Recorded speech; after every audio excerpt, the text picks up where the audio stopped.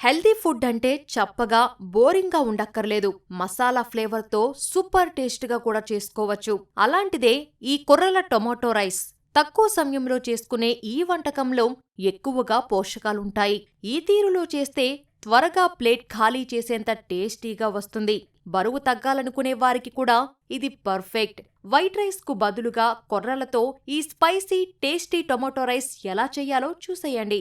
కొర్రల tomato rice తయారీకి కావాల్సిన పదార్థాలు: కొర్రలు 1 కప్పు, 4 గంటలు నానబెట్టాలి.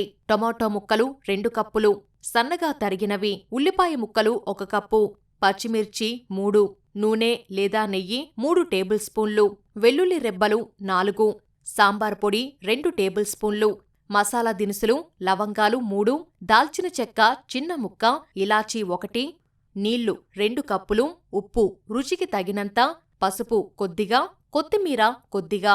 టమోటో కొర్రల రైస్ తయారు చేసుకునే విధానం: ముందుగా 1 కప్పు కొర్రలను శుభ్రంగా కడిగి సరిపడా నీళ్లు పోసి అన్నంలా ఉడికించి పక్కన పెట్టుకోవాలి. కొర్రలను వండే ముందు కనీసం 4 గంటలు నానబెడితే అన్నం మెత్తగా, ఆరోగ్యానికి మెరుగ్గా ఉంటుంది.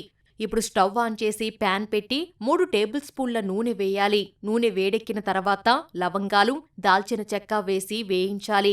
అందులోనే సన్నగా తరిగిన ఉల్లిపాయ ముక్కలు వేసి దోరగా వేయించాలి. ఉల్లిపాయలు వేగుతుండగానే కచ్చాపచ్చాగా దంచుకున్న వెల్లుల్లి రెబ్బలు, పచ్చిమిర్చి ముక్కలు కూడా వేసి పచ్చివాసన పోయే వరకు ఫ్రై చేయాలి. ఉల్లిపాయలు చక్కగా వేగిన తర్వాత చిటికెడు పసుపు, 2 టేబుల్ స్పూన్ల సాంబార్ పొడి వేసి కలపాలి. ఇప్పుడు సన్నగా కట్ చేసుకున్న టొమాటో ముక్కలు, రుచికి సరిపడా ఉప్పు వేసి బాగా కలపాలి. మూతపెట్టి టొమాటోలు పూర్తిగా మెత్తబడే వరకు మగ్గించుకోవాలి.